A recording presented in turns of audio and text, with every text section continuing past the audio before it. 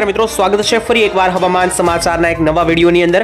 ખાસ મિત્રો આજના વિડીયોની અંદર આપણે ચર્ચા કરવાની છે તો બંગાળની ખાડીની અંદર મંદ પડેલું વાવાઝોડું ફરી એકવાર સક્રિય બનીને તીવ્ર બનતું દેખાઈ રહ્યું છે। આપણે મિત્રો જણાવી દઈએ કે જે ફેંગલ નામનું વાવાઝોડું બંગાળની ખાડીમાં સર્જાયું છે તે આજે વધારે ખતરનાક બનતું દેખાયું છે। આપ જોઈ શકો મિત્રો દ્રશ્યો બંગાળની ખાડીના કે જ્યાં 50 થી લઈને 70 કિલોમીટર પ્રતિ કલાકના પવનો સાથે ફેંગલ વાવાઝોડું મચાવી શકે તબાહી। નવી તારીખો નવી આગાહીઓ સામે આવી ગઈ છે। ખાસ કરીને આજના વિડીયોની અંદર આપણે માહિતી મેળવીશું તો આ ફેંગલ વાવાઝોડા વિશે કે આ વાવાઝોડું કઈ તારીખે આવતું દેખાઈ રહ્યું છે, કયા ભાગની ઉપરથી આવશે, પસાર થશે, ગુજરાતને નુકસાન કરશે કે નહીં તેના વિશે વાત કરવાની છે। બીજા નંબર ઉપર મિત્રો હવે ધીમે ધીમે ઠંડીની શરૂઆત થઈ ગઈ છે તો ખાસ કરીને શિયાળાને લઈને પવનો વિશે આપણે માહિતી આપવાની છે। બીજા નંબર ઉપર ઠંડી વિશે પણ માહિતી આપવાની છે અને કેટલાક છૂટા છવાયા કમોસમી માવઠાઓ વિશે પણ મિત્રો આપણે આગાહી આપવાની છે આજના વિડીયોની અંદર, કારણ કે માવઠા અંગે પણ જુદા જુદા હવામાનના જાણકારો દ્વારા આગાહીઓ આપવામાં આવતી હોય છે। તો જુદા જુદા આગાહીકારો જેમ કે અંબાલાલ પટેલ, પરેશ ગોસ્વામી, ગુજરાત અને ભારતનું ઓફિશિયલ હવામાન વિભાગ શું જણાવી રહ્યું છે તેના વિશે પણ આજના વિડીયોની અંદર આપણે ડિટેલમાં ચર્ચા કરવાની છે। શરૂઆત મિત્રો આપણે કરીશું વાવાઝોડા સાથે। સૌથી પહેલા આપણે વાવાઝોડાની માહિતી મેળવવાના છીએ, ત્યારબાદ માવઠાની માહિતી મેળવીશું અને અંતમાં મિત્રો હવામાનના જાણકારો શું કહી રહ્યા છે, પવનો, ગરમી, ઠંડી, શિયાળા વિશે તેના વિશે આપણે જાણકારી મેળવવાની છે। સૌથી પહેલા મિત્રો અંબાલાલ પટેલ દ્વારા આજ રોજ એક નવી આગાહી કરી દેવામાં આવી છે તેના વિશે માહિતી મેળવી લઈએ। ખાસ અંબાલાલ પટેલ શું કરી રહ્યા છે તે ખાસ આપણે હવે જાણી લઈએ। તો મિત્રો અંબાલાલ પટેલ કે જે જાણીતા હવામાનના જાણકાર છે તેના વિશે મિત્રો કેટલીક આગાહીઓ કરવામાં આવી છે। આગામી 2 થી 3 દિવસ વિશે મિત્રો અંબાલાલે અનુમાન આપ્યું છે તેના વિશે વાત કરીએ તો જોઈ શકો કે આ મહિનામાં એટલે કે નવેમ્બર મહિનામાં ફેંગલ નામનું નવું વાવાઝોડું ભારતના દરિયા કિનારે ત્રાટકવાનું છે અને આને લઈને વાતાવરણમાં મોટો પલટો આવશે તેવી જાહેરાત કરવામાં આવી છે। બીજા નંબર ઉપર બંગાળની ખાડીમાં ઉઠેલું આ તોફાન અનેક રાજ્યોને કરશે અસર, ત્યારે અંબાલાલ પટેલની ભયાનક આગાહી અત્યારે સામે આવી રહી છે। ખાસ અંબાલાલે જણાવ્યું કે તારીખ 27 નવેમ્બરથી લઈને 4 ડિસેમ્બર સુધી ઠંડી ગાયબ થઈ હોય તેવા મિત્રો અહેસાસ તમને થશે, એટલે કે 4 ડિસેમ્બર સુધી આવનારા સમયમાં જે છે તે ખાસ કરીને ઠંડીની તીવ્રતામાં ઓછો થશે, ઘટાડો થશે। બીજા નંબર ઉપર ડિસેમ્બર મહિનાની અંદર મિત્રો ખાસ કરીને ડિસેમ્બરથી લઈને જાન્યુઆરી મહિનાના પ્રથમ તબક્કામાં જ સાચો ઠંડીનો અનુભવ થશે તેવું મિત્રો ખાસ હવામાનના જાણકાર અંબાલાલ પટેલે જણાવ્યું છે। અને અંબાલાલ પટેલે મિત્રો અગાઉ પણ આ મહિનાની શરૂઆતમાં જણાવ્યું હતું કે બંગાળની ખાડીની અંદર એક ઘાતક વાવાઝોડું આવશે, તેની સીધી અસર ગુજરાતના હવામાન ઉપર થશે અને ગુજરાતના હવામાનમાં છૂટા છવાયા માવઠા જોવા મળશે તેવી મોટી જાહેરાત જે છે તે હવામાનના જાણકાર અંબાલાલ પટેલ દ્વારા કરવામાં આવી હતી। ત્યારે મિત્રો અંબાલાલ પટેલની આગાહી સાચી પડતી પણ જોવા મળી રહી છે, કારણ કે બંગાળની ખાડીની અંદર આ ફેંગલ નામના વાવાઝોડાને કારણે આપ મિત્રો જોઈ શકો કે બંગાળની ખાડી કેટલી ખતરનાક બનતી દેખાઈ રહી છે। ચારો દિશા તરફથી બંગાળની ખાડી ઘેરાઈ ચૂકી છે, જેને લઈને આસપાસના મિત્રો બંગાળની ખાડીના દરેકે દરેક વિસ્તારોની અંદર જે છે તે મિત્રો તીવ્ર નુકસાન થવાનું છે। તે પછી માવઠા રૂપે હશે, પવન રૂપે હશે અને ખાસ જે ખૂંખાર વરસાદો આવશે તે મિત્રો આ દરેક ભાગો અને રાજ્યોની અંદર નુકસાન કરી શકશે।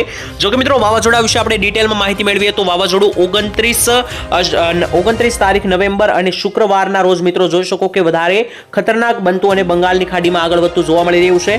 ગઈકાલે મિત્રો વાત કરીએ તો ગઈકાલે આ વાવાઝોડાની દિશા કઈ અલગ હતી અને આજ રોજ ફરી ગઈ છે, કારણ કે મિત્રો ગઈકાલે આ વાવાઝોડાની દિશા આ રીતની હતી, એટલે કે તમિલનાડુના ભાગથી અહીંથી ખાસ મિત્રો અહીંથી આ વાવાઝોડું સક્રિય થયું હતું, ત્યારબાદ બંગાળની ખાડીમાં આવીને આ રીતનું ભારતની બોર્ડર સુધી જઈ રહ્યું હતું, પરંતુ આજે મિત્રો તેની દિશામાં ફેરફાર થયો છે। આ રીતનું જવાને બદલે આ વાવાઝોડાએ ઉપરની દિશા પકડી છે, એટલે કે પશ્ચિમ બંગાળ સાઈડના વિસ્તારો તરફ આગળ જઈ રહ્યું છે। આપ મિત્રો જોઈ શકો કે 26 તારીખે આ વાવાઝોડું શ્રીલંકાના ભાગો અને તમિલનાડુના ભાગોએ પહોંચી રહ્યું છે, ત્યારબાદ 29 તારીખે જેમ જેમ સમય આગળ વધે છે તેમ તેમ મિત્રો તમે જોઈ શકો કે આ વાવાઝોડું હવે ઉપરની દિશા તરફ આગળ વધવાનું શરૂઆત કરી દીધી છે અને 30-31 તારીખ આસપાસ મિત્રો આ વાવાઝોડું જે છે તે ખાસ કરીને સમય જતું પણ જોવા મળી રહ્યું છે, પરંતુ 29 તારીખ આસપાસ આ વાવાઝોડાને લઈને વિશાખાપટ્ટનમ, ભુવનેશ્વર, ઓડિશા, ઝારખંડ, હૈદરાબાદ, આંધ્રપ્રદેશ અને તમિલનાડુ, બેંગ્લોરના છૂટાછવાયા ભાગોની અંદર ખૂબ જ ભારે નુકસાન થવાનું છે। આપણે જણાવી દઈએ કે આ વરસાદ આ વાવાઝોડાને કારણે અતિ ભારે ખૂંખાર લેવલના વરસાદો પણ દેખાઈ રહ્યા છે આ વિસ્તારોમાં,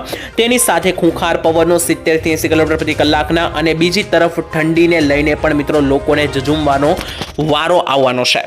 ખાસ મિત્રો તમને જણાવી દઈએ કે અત્યારે જે માવઠાને લઈને બીજી તરફ જે આગાહીઓ છે તેના વિશે પણ હું તમને વાસ્તવિકતા જણાવી દઉં. તો મિત્રો ગુજરાતની અંદર વાવાઝોડા અને માવઠાને લઈને એક નવી આગાહી છે. ખાસ મિત્રો તમને જણાવી દઈએ તો માવઠાને લઈને અત્યારે મિત્રો જે છે તે ગુજરાત ઉપર જોઈ શકો કે કોઈ મોટી વરસાદની સિસ્ટમ એક્ટિવેટ નથી, જેને લઈને મોટો વરસાદ જોવા નહીં મળે. પરંતુ મિત્રો જે કમોસમી માવઠાઓ હોય છે તે મિત્રો આવી શકે, કારણ કે અત્યારે મિત્રો આ બંગાળની ખાડી સંપૂર્ણપણે એક્ટિવેટ જોવા મળી રહી છે અને આ બંગાળની ખાડીના એક્ટિવેશનને કારણે પણ ઘણી વખત એવું થતું હોય છે મિત્રો કે જ્યારે બંગાળની ખાડીનો આ ભાગ સક્રિય થાય છે ત્યારે તેના કેટલાક અવશેષો અને અસરને પગલે ગુજરાતના ભાગો સુધી મિત્રો છૂટી છવાઈ વરસાદના વાદળો પહોંચી જતા હોય છે, જેને લઈને ગુજરાતના ભાગોમાં જે છે તે અમુક વિસ્તારોની અંદર કમોસમી માવઠાઓ જે છે તે મિત્રો ફૂંકાતા હોય છે. બીજું મુખ્ય કારણ મિત્રો એ પણ છે કે ખાસ કરીને જે વેસ્ટર્ન ડિસ્ટર્બન્સ આપણે ગણીએ છીએ વીડી, તે મિત્રો વેસ્ટર્ન ડિસ્ટર્બન્સ ઉપરથી નીચે એટલે કે ઉત્તરીય ભારતથી જ્યારે દક્ષિણીય ભારત તરફ આ રીતનું આગળ વધતું હોય છે મિત્રો. સૌથી પહેલા મિત્રો જોઈ શકીએ ગુજરાતનું લોકેશન આ છે અને વેસ્ટર્ન ડિસ્ટર્બન્સ જ્યારે ઉપરથી આ રીતનું નીચે આવતું હોય છે ત્યારે મિત્રો રસ્તામાં જે છે તે વેસ્ટર્ન ડિસ્ટર્બન્સ અહીંયા સુધી આવે છે એટલે કે મધ્ય ભારત સુધી, ત્યારે તેની અસરને પગલે પણ મધ્ય ભારતમાં રહેલા ગુજરાતની અંદર જે છે તે કમોસમી માવઠાઓ ફૂંકાતા હોય છે. તો આ બે મુખ્ય કારણ છે કે જ્યારે દક્ષિણ ગુજરાતમાં આ રીતનું વાવાઝોડું આવે છે બંગાળની ખાડીમાં ત્યારે આવી શકે માવઠાઓ, અને જ્યારે ઉત્તર ગુજરાતથી જે ઉત્તર ભારતથી જે વેસ્ટર્ન ડિસ્ટર્બન્સ આવે છે તેને કારણે પણ ગુજરાતમાં માવઠાઓ જે છે તે મિત્રો આવી શકે છે. અને આપણે મિત્રો જણાવીએ કે દક્ષિણીય ભારતના વિસ્તારોમાં હજુ પણ ચોમાસું ચાલી રહ્યું છે, કારણ કે આ દરેક ભાગોની અંદર અત્યારે મિત્રો વાવાઝોડાની અસરને પગલે લગાતાર વરસાદની સિસ્ટમો સક્રિય બનેલી જોવા મળી રહી છે અને કોઈ નાની સિસ્ટમો નહીં, પરંતુ મિત્રો જોઈ શકો કે ઘાતક અને અતિ ભયંકર લેવલનો વરસાદ મિત્રો આ વિસ્તારોની અંદર મંડરાઈ રહ્યો છે. આપ જોઈ શકો, જેને લઈને આ દરેક વિસ્તારોની સિસ્ટમોના અવશેષો ગુજરાત સુધી જો લંબાશે તો ગુજરાતમાં માવઠાઓની તીવ્રતા આગામી સમયની અંદર આપણને વધતી જોવા મળવાની છે. અને ખાસ મિત્રો જે માવઠાઓ અંગે આગાહી આવી રહી છે તેના વિશે પણ તમને જણાવી દઈએ કે હવામાનના જાણકારો દ્વારા જુદી આગાહીઓ કરી નાખવામાં આવી છે કે કયા ભાગોમાં વરસાદ આવી શકે તેને લઈને. આપણે મિત્રો જણાવી દઈએ કે કયા ભાગમાં જે છે તે આવનારા સમયમાં માવઠાઓની અસરો થવાની છે તેના વિશે પણ હવે આપણે જાણકારી મેળવવાની છે. અને તે જાણકારી મિત્રો આપણે વાદળોના આધારે મેળવવાની છે કે કયા ભાગની અંદર કેટલા વાદળો દેખાઈ રહ્યા છે, તેના પ્રમાણે આપણે અનુમાન લગાવશું કે કયા ભાગમાં કયા લેવલના માવઠાઓ જોવા મળી શકે. સૌથી પહેલા મિત્રો તમને જણાવી દઈએ કે ખાસ અત્યારે મિત્રો વાદળોની સેટેલાઇટના માધ્યમથી આપણે જાણી લઈએ તો જોઈ શકો મિત્રો સેટેલાઇટના માધ્યમથી અત્યારે ઘણા બધા ભાગોની અંદર છૂટા છવાયા વાદળો દેખાઈ રહ્યા છે. જો કે આપણે અત્યારે માત્ર ગુજરાતની જ વાત કરવાની છે તો જોઈ શકો કે ગુજરાતમાં પણ અત્યારે હાઈ લેવલના વાદળો દેખાઈ રહ્યા છે અને આ ઊંચા વાદળોને કારણે મિત્રો છૂટા છવાયા માવઠાઓ ગુજરાતના ભાગોમાં આવી શકે તેવું અનુમાન આગોતરું એંધાણ છે. જો કે મિત્રો આના અંગે કોઈ ઓફિશિયલી માહિતી તો નથી, પરંતુ કેટલાક જાણકારો વિશે વાત કરીએ તો પરેશભાઈએ ગઈકાલના વિડીયોની અંદર એવું જણાવ્યું છે કે ખાસ ગુજરાતમાં 30 નવેમ્બર સુધી કોઈ મોટા માવઠાની આગાહી નથી, પરંતુ ગુજરાતમાં માવઠાઓ જોવા મળશે, પરંતુ ડિસેમ્બર મહિનાના પહેલા અઠવાડિયાની આસપાસ જે છે તે ગુજરાતમાં માવઠાઓ જોવા મળી શકે અને એ પણ મિત્રો અમુક ભાગોની અંદર જોવા મળી શકે. જો કે મિત્રો 30 નવેમ્બર સુધી આગાહી નથી તેનો મતલબ એવું નથી કે ના પણ આવે, કારણ કે અત્યારે ગુજરાતના વાતાવરણમાં ક્યારે પલટો આવી શકે તેનું કોઈ અનુમાન નથી.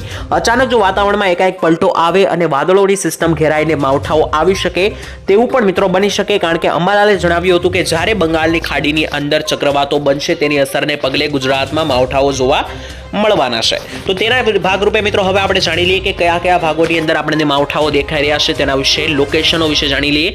શરૂઆત કરીશું દક્ષિણીય ગુજરાતના ભાગો સાથે. તો જોઈ શકો દક્ષિણ ગુજરાતમાં ખાસ બારડોલી, વ્યારા, નવસારી, સુરતના ભાગો, તેની સિવાય મિત્રો અન્ય ભાગો વિશે વાત કરીએ તો આ સિવાયના પણ અન્ય કેટલાક ભાગો દેખાઈ રહ્યા છે, જેમ કે ઉપર ચાલીએ તો કોસંબાના વિસ્તારો, વાંકાળ, દહેજ અને ભરૂચના વિસ્તારો. ત્યાંથી ઉપર જઈએ તો ખાસ કરીને સિનોર, જંબુસર, ડભોઈ, તનખાળા, રાજપીપળા, વડોદરા, ચાંપાનેર, છોટાઉદેપુર અને બોરસદ, આણંદ અને તારાપુર સહિતના ભાગોની અંદર મધ્યમથી લઈને હળવા માવઠાઓ આપણને મિત્રો આગામી સમયની અંદર ખાસ કરીને જોવા મળે તેમાં મિત્રો અત્યારે ચાન્સ જે છે તે દેખાય રહ્યા છે. ત્યાંથી આગળ વધીએ અને હવે વાત કરી લઈએ ખાસ કરીને મધ્ય ગુજરાતની. તો મધ્ય ગુજરાતની અંદર જોઈ શકો ખાસ દાહોદના વિસ્તારો, તેની સાથે ગોધરા, લુણાવાડા, કપડવંજ, નડિયાદ, બાલાસિનોર, ધોળકા, ડાકોર, તેની સાથે અમદાવાદના વિસ્તારો. આ બાજુ જોઈએ તો મહીસાગર, ખેડા અને આસપાસના અરવલ્લી, પંચમહાલ લાગુ વિસ્તારોની અંદર પણ મધ્યમથી હળવા ઝાપટાઓ જોવા મળી શકે, માવઠાઓ જોવા મળી શકે તેવી આગાહી, કારણ કે વાદળોનો ઘેરાવો અહીંયા બની રહ્યો છે. ઉત્તરીય ગુજરાતના ભાગોમાં પણ મિત્રો અત્યારે મધ્યમથી હળવા વાદળો દેખાઈ રહ્યા છે, જેમાં ખાસ કરીને મહેસાણાના વિસ્તારોમાં વાત કરીએ તો માણસા, પ્રાંતિજ, હિંમતનગર, વડનગર, મહેસાણા, મોઢેરા, હારીજ, ચાણસમા, પાટણ, સિદ્ધપુર લાગુના વિસ્તારો, વિસ્તારો, તેની સાથે સાથે ઈડર, ખેડ બ્રહ્મા અને ત્યાંથી ઉપર મિત્રો અંબાજી લાગુના કેટલાક વિસ્તારો સુધી પણ વાદળો ફેલાયેલા દેખાઈ રહ્યા છે, જેને લઈને મધ્યમથી હળવા વરસાદીય ઝાપટાઓ આપણને જોવા મળી શકે છે. ત્યાંથી આગળ વધી અને હવે મિત્રો આપણે માહિતી મેળવી લઈએ સૌરાષ્ટ્રના ભાગોની. તો સૌરાષ્ટ્રની અંદર બોટાદ અને રાજકોટ જિલ્લામાં જોઈએ તો સૌથી પહેલા રાજકોટની અંદર પણ આસપાસના દરેકે દરેક રાજ્યોની બોર્ડરો સાથે, જેમ કે રાજકોટ, શાપર, વેરાવળ, કાલાવાડ, ગોંડલ, જસદણના વિસ્તારો, ધોરાજી, ઉપલેટા અને જેતપુર સહિતના ભાગોની અંદર પણ જે જોઈ શકો મિત્રો કે છૂટાછવાયા વાદળોના ઘેરાવા દેખાઈ રહ્યા છે, જેને લઈને ઝાપટાઓ આવી શકે છે. બોટાદ જિલ્લાની વાત કરીએ તો બોટાદ જિલ્લામાં પણ ખાસ કરીને ગઢડાના વિસ્તારો, બોટાદ, રાણપુર, બરવાળાના વિસ્તારો, અનીડા અને માંડવા લાગુના વિસ્તારો, ઉપરના વિસ્તારો જોઈ લે તો ધંધુકા, માણગઢ, આ દરેક વિસ્તારોની અંદર જે છે તે મધ્યમથી હળવા ઝાપટાઓ મળી શકે જોવા.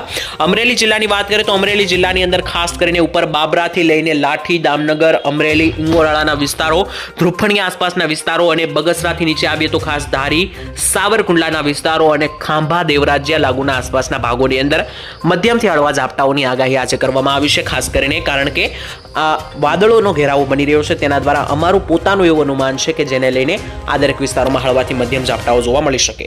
ત્યાંથી આગળ ભાવનગર જિલ્લાની વાત કરીએ તો ભાવનગર જિલ્લામાં પાલીતાણાથી લઈને તળાજા, જેસર, પાલ પંથક, સિંહોર અને વલભીપુર, ગારિયાધાર સુધીના ભાગોમાં પણ મધ્યમથી હળવા વાદળો જોવા મળી શકે.